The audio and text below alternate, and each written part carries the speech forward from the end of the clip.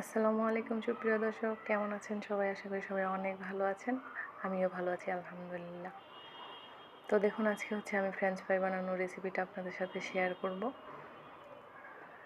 তো চলুন শুরু করা যাক। তো দেখুন, প্রথমে আমি ফ্রাই প্যানে পানি বসিয়ে দিয়েছি। পানিটা বলক আসা পর্যন্ত যেহেতু ওয়েট করতে হবে, এর ফাঁকে আমি আলুগুলোকে কেটে রেখে দিয়েছিলাম।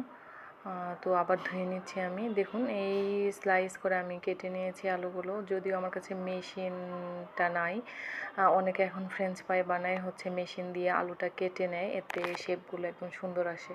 আর এর ফাঁকে আমি গরম পানিতে লবণ অ্যাড করে দিচ্ছি।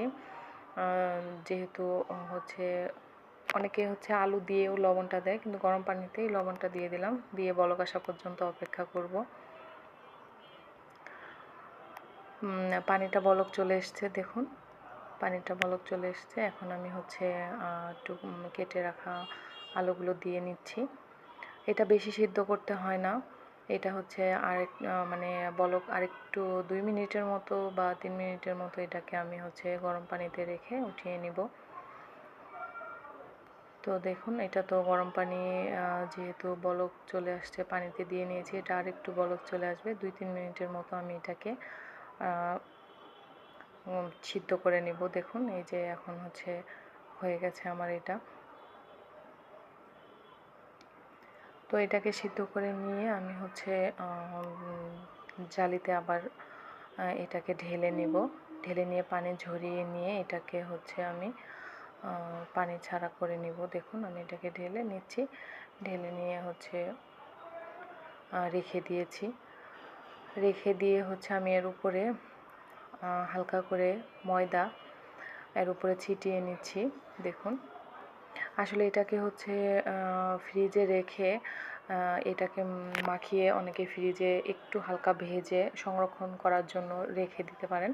আর আমি এখন যেহেতু আমি রান্না করব, তাই এটাকে আর রাখলাম না। দেখুন, এইভাবে আমি ময়দাগুলো আলুর সাথে মিক্স করে নিয়েছি।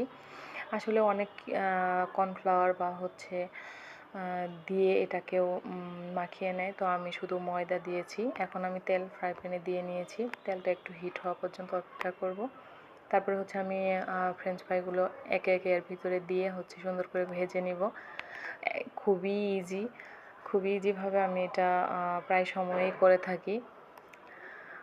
এটা আমার বাবুদেরও অনেক পছন্দ, তাই আমি এটা প্রায় করে থাকি। এভাবে ইজিভাবে আমি করি আসলে। তো এটাকে ফ্রিজে রেখে দিয়ে অনেকেই করে। তো এখন আমি এপিঠ ওপিঠ সুন্দরভাবে করে ভেজে নিব। আস্তে আস্তে মিডিয়ামে আঁচে রেখে আমি এগুলাকে সব সুন্দরভাবে লালচে লালচে করে ভেজে নিব। আর ফ্রেঞ্চ ফ্রাই অনেকে তেল এতভাবে ব্যবহার করে, মানে ডুবো তেলে ভাজে, ওইটাও খেতে অনেক ক্রিস্পি হয়, অনেক মজা হয়, কিন্তু এইভাবে ভাজলেও অনেক ক্রিস্পি সুন্দর হয়। আমি এটা নিজে ভেজে দেখেছি, আপনারা ট্রাই করতে পারেন। তো দেখুন, এই আমার লালচে ভাব চলে আসছে। আমি আরেকটু ভেজে নিয়ে এটাকে নামিয়ে নিব। এপিঠ ওপিঠ সুন্দর করে ভেজে এই দেখুন অনেক লালচে হয়ে গেছে। এখন এটাকে আমি সুন্দরভাবে নামিয়ে নেব। দেখুন, অনেক সুন্দর লাগছে কিন্তু দেখতে, এটা খেতেও অনেক টেস্টি হয়েছে।